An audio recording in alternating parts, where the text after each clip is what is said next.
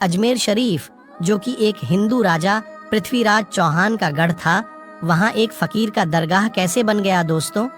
अजमेर में उस वक्त एक मंदिर हुआ करता था जो अजमेर का सबसे बड़ा मंदिर हुआ करता था, और वह मंदिर सिर्फ राजाओं और रानियों की पूजा के लिए खास हुआ करता था। मंदिर के साथ ही एक तालाब था जिसका नाम अना सागर था। हिंदू उस तालाब के पानी को बहुत ही बरकत वाला, पवित्र समझते थे।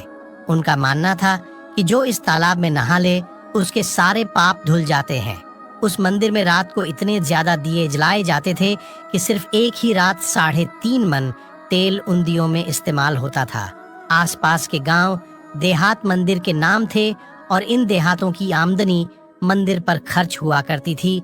मंदिर में हजारों नौकर थे जिनका काम आने वाले लोगों की सेवा और देख रेख करना था, और वह बताया करते थे कि कौन सा भगवान बेटे देता है और कौन सा देवता सेहत और तंदुरुस्ती देता है और किस मूर्ति की पूजा करने से दौलत बढ़ती है। ख्वाजा गरीब नवाज रहमतुल्लाह अल वहां आए और अना सागर की कुछ दूरी पर चटाई बिछाकर अपने मुरीद के साथ बैठ गए। असर का वक्त था, लिहाजा आप ख्वाजा साहब ने हजरत कुतुबुद्दीन रहमतुल्लाह अलैह से अजान देने को कहा। कुफर शिर्क से भरे अजमेर में अल्लाह के एक होने और हजरत मोहम्मद सल्लल्लाहु ताला अलैहि वसल्लम के रसूल होने का यह पहला ऐलान था। वहाँ रहने वाले लोग इस्लाम के बारे में कुछ भी नहीं जानते थे।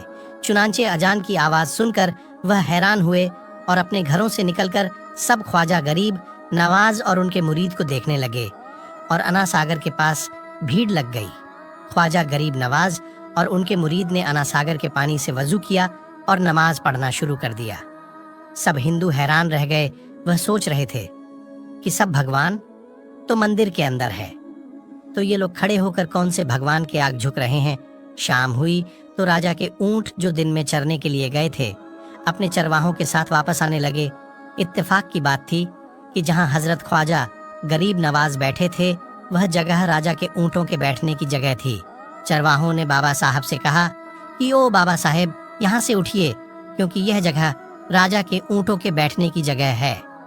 ख्वाजा मोइनुद्दीन साहब ने फरमाया, इतना मैदान खाली पड़ा है, ऊंट तो कहीं भी बैठ जाएंगे, क्यों बेवजह हमें तंग करते हो।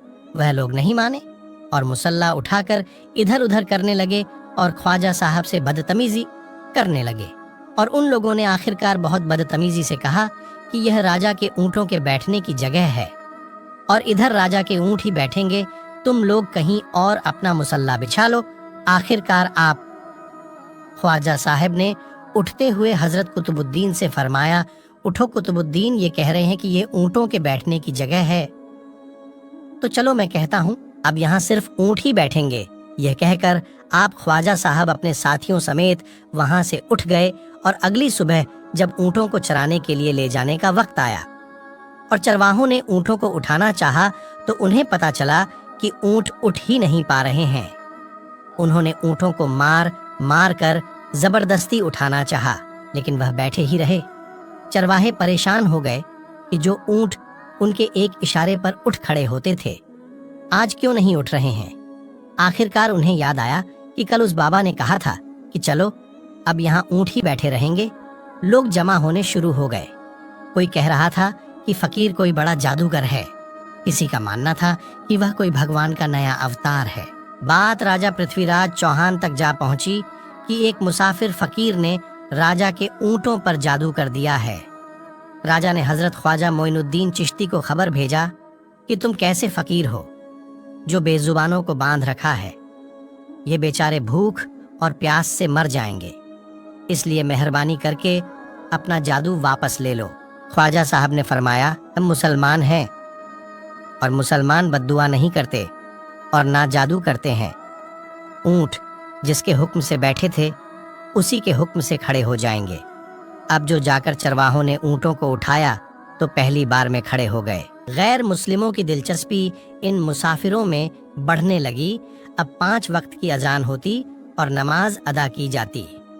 आखिरकार राजा तक यह बात पहुंच गई और उसको शिकायत की गई कि राजा साहब जो फकीर आए हुए हैं सब के सब मुसलमान हैं, 5 वक्त अजान देते हैं और हमारे पवित्र तालाब में हाथ मुंह धोकर गंदा करते हैं। हमारे धर्म के खिलाफ बातें भी करते हैं और कहते हैं कि यह मूर्तियां पूजने के लायक नहीं, ये तो सिर्फ एक पत्थर है, इसलिए इन्हें यहाँ से उठा लिया जाए।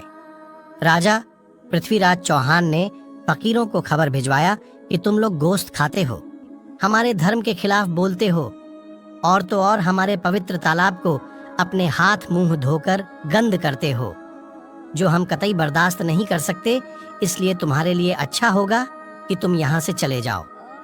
ख्वाजा साहब ने फरमाया, और भी तो दुनिया आती है, सिर्फ हमारे ही पानी लेने से आखिर क्या फर्क पड़ जाएगा। राजा कहने लगा, वह सब हमारे धर्म और हमारे मजहब के लोग हैं और तुम दूसरे धर्म के हो। आइंदा तुम लोगों ने तालाब को नापाक किया तो हम तुम लोगों पर सख्त कार्रवाई करेंगे। ख्वाजा साहब ने हजरत कुतुबुद्दीन रहमतुल्लाह अलैह से फरमाया, कुतुबुद्दीन शायद यह लोग आइंदा हमारे पानी लेने पर कोई परेशानी खड़ी करेंगे, जाओ एक मश्क पानी ले आओ। हजरत ख्वाजा कुतुबुद्दीन बख्तियार काकी ने फरमाया, चलिए हम अपना प्याला भर लेते हैं। उन लोगों ने उनको प्याला भरने से मना कर दिया, लेकिन फिर बाद में जाकर वह लोग इस शर्त पर मान गए कि तुम्हारे जिस्म पानी से ना छुए तो हम यह प्याला तुमको भरने देंगे। मेरे दोस्तों, हजरत ख्वाजा कुतुबुद्दीन रहमतुल्लाह अलैह तालाब की पर जा बैठे और अपने प्याले को पानी में डुबो दिया। जब वह प्याला भर गया तो हजरत ख्वाजा कुतुबुद्दीन रहमतुल्लाह अलैह ने वह प्याला ऊपर खींच लिया। लेकिन फिर क्या था, जब वह प्याला पानी से बाहर आया, अना सागर का सारा पानी सूख गया और अना सागर की तह में सूखी रेत उड़ने लगी। मानो ऐसा मालूम हो रहा था कि अना सागर उस छोटे से प्याले में समा गया है। अना सागर को सूखना था कि पूरे अजमेर में कोहराम मच गया। मोहल्ले में चीख पुकार और आहों की आवाजें शुरू हो गईं। वह लोग रो रहे थे और कह रहे थे कि जो पाप हम अना सागर में नहाकर धोते थे और पापों से छुटकारा पा लिए करते थे, अब हम क्या करेंगे? अब हम पापों का बोझ कहाँ लिए फिरेंगे? सारे इलाके में यह खबर फैल गई कि मुसाफिर फकीर ने जादू के जोड़ पर अना सागर को सुखा दिया है। दोस्तों, जानते हैं आगे क्या होता है? आगे हुआ ये कि राजा पृथ्वीराज चौहान अना सागर के सूख जाने की वजह से बहुत परेशान हुआ। उसने वजीरों को बुलाया, सबसे यही कहा कि फकीर या तो कोई जादूगर है या फिर वाकई कोई पहुंचा हुआ फकीर है। साथ ही उनकी परेशानी बढ़ गई कि अजमेर की रौनक तो थी अना सागर के दम से। इसकी वजह से लोग दूर दूर से अजमेर आते थे और अपना ईमान ताज़ा करके लौट जाया करते थे।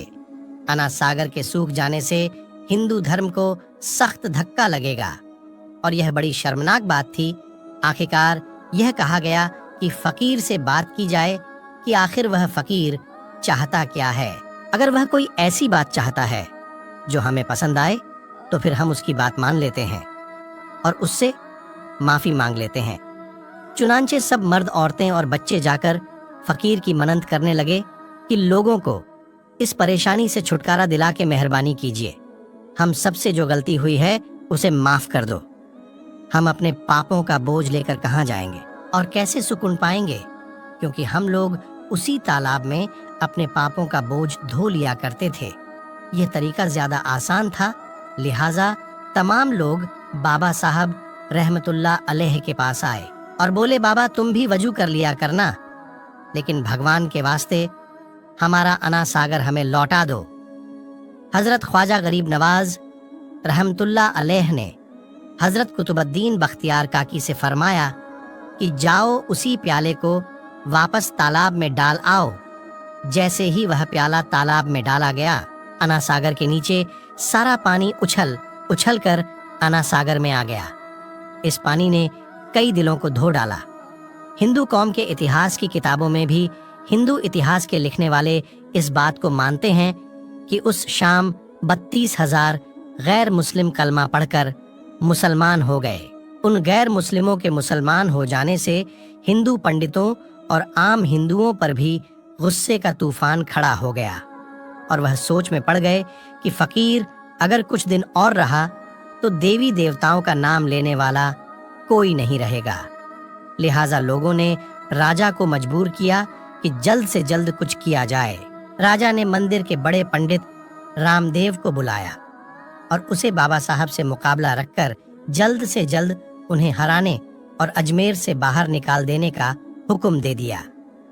रामदेव अपने वक्त का माना हुआ पंडित था, जिसके इल्म की काबिलियत की दूर दूर तक धूम मची हुई थी।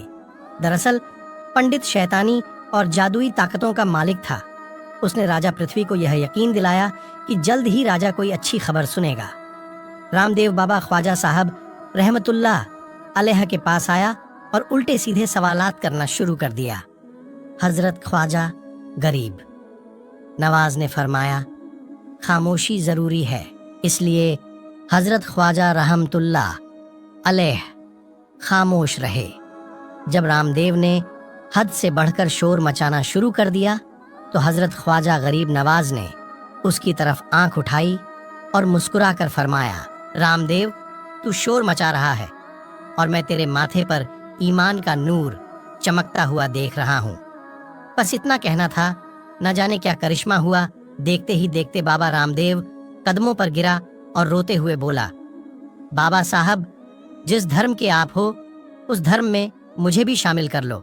सब लोग जो मुकाबला देखने आए थे सब हैरान हुए और बाबा रामदेव जो बाबा को हराने आया था खुद ही मुसलमान हो गया। इतिहास की किताबें भरी पड़ी हैं कि हजरत ख्वाजा गरीब नवाज वह इकलौते बुजुर्ग हैं जिन्होंने 90 लाख गैर मुस्लिमों को मुसलमान किया। सदियां बीत गईं, लेकिन आज भी ख्वाजा गरीब नवाज का डंका वैसे ही बज रहा है।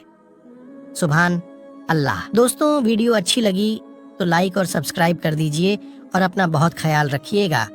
अल्लाह हाफिज।